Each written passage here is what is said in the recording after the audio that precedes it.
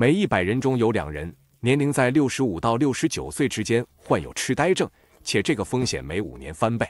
所以，当你超过90岁时，这个风险飙升至1/3。但这里有个好消息，《柳叶刀》上发表的新研究发现了14种有效降低痴呆风险的方法，最多可降低45%。此外，这项研究还讨论了其他未来的策略，可能进一步降低我们的风险。因此，尽管理想情况下应该在年轻时就开始应对这些风险，但好消息是，开始改变永远不算晚。无论你是在30岁、50岁还是90岁，现在采取这些措施都能显著降低痴呆风险。现在，让我们深入了解14种强有力的策略中的第1种。想象一下，你的大脑就像一块肌肉，使用的越多，它就越强壮。那么，保持它健康的最佳方法是什么呢？确保每个人都接受良好的教育，并鼓励认知刺激活动，尤其是在中年，可以保护我们的脑部。但这不仅仅是我们在学校待了多少年，真正重要的是教育的质量以及我们挑战思维的程度。涉及超过10.07万人的研究发现，工作中认知刺激高的人与认知刺激低的人相比，患痴呆症的风险显著更低。事实上，工作中认知刺激高但教育程度低的人，患痴呆症的风险比那些没有刺激大脑的人低20%。但这为什么如此有效呢？高认知刺激可以有效建立科学家所称的认知储备，使大脑中循环蛋白质的浓度显著增加，从而修复自身，创造新的轴突和神经通路，并维持高效的神经网络。通过工作和挑战性的爱好保持大脑活跃，可以显著降低痴呆症的风险。所以要不断学习，保持好奇，挑战自己的思维，这是你为长期大脑健康所做的最佳投资之一。第2个降低痴呆症风险的策略可能让你惊讶，但仔细想想就会明白，这与之前提到的用进废退有关。全球20%的人有听力损失，且随着年龄增长，这个比例会增加。这是个问题，因为当我们的耳朵没有向大脑传递信号时，大脑就得不到所需的刺激，可能会开始萎缩。研究显示，未治疗的听力损失与痴呆症风险增加之间存在明确的关联。在一系列高质量的研究中，参与者的听力损失被跟踪超过5年，结果令人震惊。未治疗的听力损失者发展痴呆症的风险高达2.4倍，情况甚至更令人担忧。每损失10分贝，痴呆症的风险就增加高达24%。所以，听力越差，风险就越高。好消息是，助听器可以帮助。一项系统评审发现，使用助听器的听力损失者认知衰退和痴呆症的风险显著降低。与没有干预的人相比，这措施简单却能带来巨大改变。第3个策略与此类似，就像我们的听力一样，如果我们的视力不好，传递给大脑的信号就会很弱。一项重要的荟萃分析研究了14项不同的研究，这些研究跟踪了超过600万名在开始时认知健康的老年人。在长达14.5年的时间里，视力受损的人发展痴呆症的风险显著更高，确切地说，高出约47%。这对我们意味着什么？如果你或你认识的人有视力问题，认真对待是很重要的。就像听力一样，我们也需要照顾好我们的视力，这是保护我们大脑的另一部分。定期眼科检查并及早解决任何视力问题是降低痴呆症风险的重要一步。第4个策略是另一个大多数人常常忽视的预防痴呆症的方法，但研究表明有明显的关联。最近的一项分析研究了7项研究，这些研究跟踪了人们长达14年。他们发现，抑郁症患者发展痴呆症的风险是没有抑郁症者的2倍以上，这非常重要。有趣的是，这种增加的风险在所有成年年龄段都存在，但在中年尤为相关。中年的抑郁症似乎是后期痴呆症的强预测因素。至于抑郁症为何会增加痴呆症的确切原因，目前尚不完全清楚。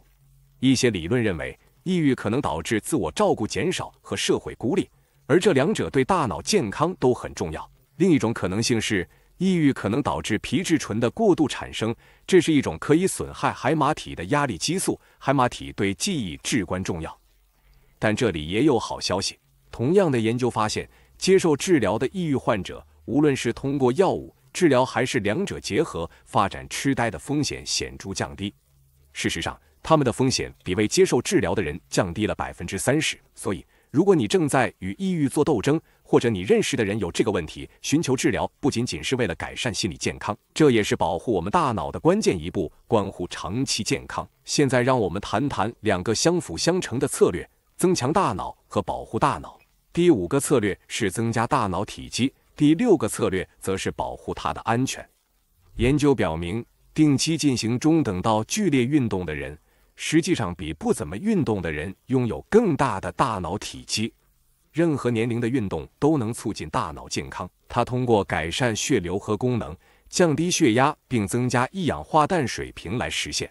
这种组合有助于增强大脑的可塑性，这意味着你的大脑保持灵活和适应性，同时也有助于减少神经炎症，这可能是认知衰退的风险因素。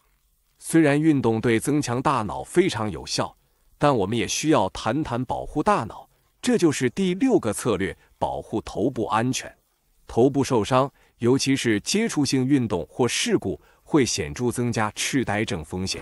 一项对超过700万人进行的荟萃分析发现，经历过创伤性脑损伤的人，晚年患痴呆症的风险增加了66%。轻微的脑损伤，如运动中的脑震荡，也增加阿尔茨海默病等神经退行性疾病的风险。阿尔茨海默病等神经退行性疾病的风险增加与这些伤害相关。使用适当的头部保护装备，如头盔至关重要，但不仅仅是佩戴正确的装备。我们希望限制在像足球这样的运动中进行投球的练习，减少高强度碰撞，并确保运动员在经历创伤性脑损伤后不会立即复出。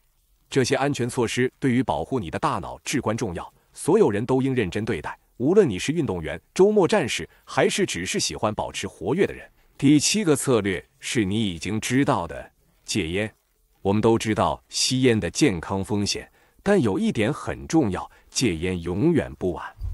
一项来自白天2队列的32年研究显示，当前吸烟者的痴呆症风险显著高于从未吸烟的人，但这里有个令人振奋的部分：前吸烟者并没有增加风险。这意味着戒烟可以降低你的痴呆症风险，所以要记住，如果你是吸烟者，戒烟永远不晚，而戒烟对你的大脑健康有着强大的影响。接下来，第8个策略是一个新策略。过去 LDL 胆固醇与痴呆症的关系证据有些不确定，尤其是在老年人中，但最近的研究对此联系提供了更多的见解。一项涉及超过100万英国人的荟萃分析发现，LDL 胆固醇每升高1毫摩尔，患上痴呆症的风险就增加8%。另一项有近120万参与者的研究发现， LDL 胆固醇超过每升3毫摩尔的人，患痴呆症的风险提高了33%。此外，一项丹麦研究发现，那些不遵循饮食指南的人，比如不吃足够的水果、蔬菜和鱼，且不避免含糖饮料和加工肉类，他们的 LDL 胆固醇更高，并且面临某些类型痴呆症的更高风险。这凸显了饮食在维持胆固醇水平和潜在降低痴呆症风险中的重要性。那么这些发现是如何解释的呢？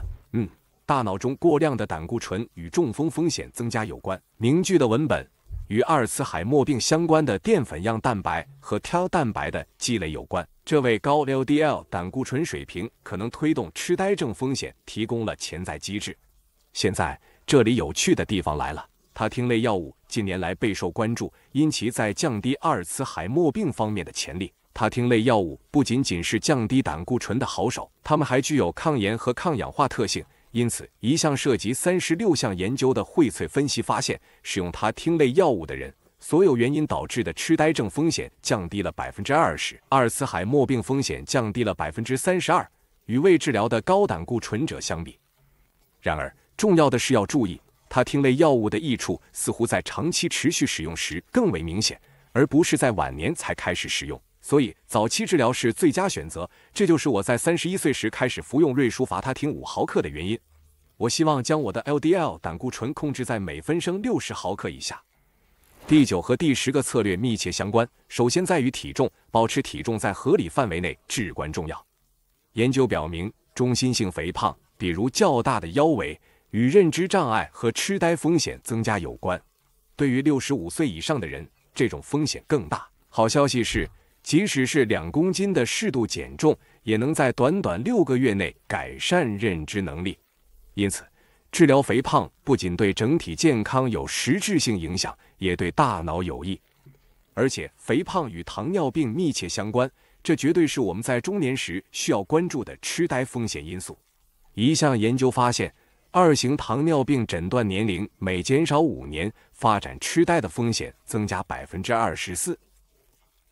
糖尿病会对小血管和大血管造成长期损害，而这种血管损伤可能是主要因素。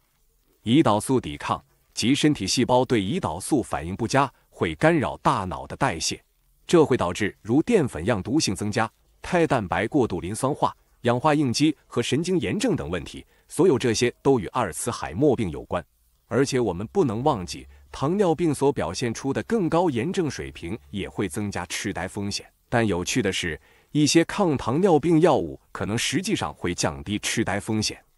因此，一项涉及160万名参与者的27项研究回顾发现，某些药物如 SGLT2 抑制剂和 GLP-1 受体激动剂与降低痴呆风险显著相关。至于2甲双胍，这是一种流行的长寿药物，研究显示它没有任何影响。总体而言，管理糖尿病和体重是降低痴呆风险的关键策略。通过控制体重，我们也能降低血压，这就是第11个策略。我们已经听说了保持血压正常的重要性，但这对大脑的真正意义在于这里。一项涵盖超过96000名参与者的12项随机对照试验的荟萃分析发现，服用降压药的人群比不服用该药物的人群患痴呆症的风险显著更低。关于目标，开创性的 SPRINT 研究表明，目标收缩压设定在120左右，可以显著降低心脏病的风险。与较高的收缩压约136相比，理想情况下，我们希望在家中血压低于120。但对于老年人，我们可能希望读数稍高一些，约130。这就是一切开始联系起来的地方。我们讨论的多种策略，比如保持理想体重、定期锻炼以及饮食富含全果蔬，这些不仅能单独有效降低痴呆风险，它们还帮助降低血压，而这反过来又能提供更大的保护，抵御痴呆。因此，通过控制血压，我们不仅在照顾心脏，也在为大脑做出很大的贡献。第12个策略不仅仅是降低血压，还涉及到保护大脑的健康，那就是戒酒。我们知道，在中年时每周饮酒超过21个英国单位，约12个美国单位与增加痴呆风险相关。事实上，饮酒达到这些水平的人，相比于每周饮酒少于14个单位的轻度饮酒者，风险高出18%。但当我们观察不同的饮酒水平时，情况就变得有些复杂。一项涉及超过24000名老年人的荟萃分析发现，轻度到中度饮酒者的痴呆风险实际上低于不饮酒者。轻度饮酒似乎提供保护，但要注意这个巨型曲线的陷阱，可能并不像看起来那么简单。在这些研究中，许多不饮酒的人可能是因为健康问题停止饮酒，或者是因为他们过去曾大量饮酒。因此，当研究考虑到这些因素时，轻度饮酒的保护作用就会消失。而且我们不能忘记，当进行基因随机研究时，显示出饮酒与阿尔茨海默病早发之间的联系。所以，虽然根据一些观察性研究，轻度饮酒似乎没问题，但最安全的做法是完全戒酒，尤其是如果你想保护大脑。总结一下这个清单，第13个策略是保持社交，第14个策略是减少我们对空气污染的暴露。但现在让我们看看更大的图景。这个关于痴呆症的生命周期模型突出了我们经历过的各种风险因素，从早期生活一直到晚年。如果我们在一生中解决这些因素，我们可以将痴呆症风险降低45%，而这仅仅是个开始。柳叶刀报告提到了一些正在积极研究的因素，我们可能会在未来将它们添加到清单中。第一个是睡眠时长，我们仍然没有直接答案，是否睡眠不足，通常5小时或更少，或睡眠过多10小时或更多，会直接增加痴呆症风险。甚至有可能，睡眠问题可能是痴呆症的早期迹象，而不是导致痴呆症的原因。因此，睡眠障碍可能通过几种不同的途径提高痴呆症风险，它们通常与我们已经讨论过的其他疾病同时出现。例如糖尿病、抑郁症和酒精使用，加上睡眠问题，往往会导致使用像苯二氮卓类药物这样的睡眠药物，而这些药物与认知衰退也有联系，因此科学尚未完全确定，需要关注这个事项，尤其是随着更多研究的发布。报告还提到了大型的宇宙多种维生素和矿物质研究，但在这份柳叶刀报告最终确定时，宇宙网络研究尚未发表，所以谁知道呢？下一个柳叶刀报告可能会新增多种维生素和矿物质补充剂，肌酸补充剂也值得关注。但还有更多令人兴奋的研究正在发布，关于如何早期诊断痴呆症，并在最有效的时机开始治疗。未来是光明的。如果你对研究多种维生素和矿物质补充剂如何提升大脑表现感兴趣，请确保查看这里的下一个视频。非常感谢所有支持频道的 Patreon 赞助者。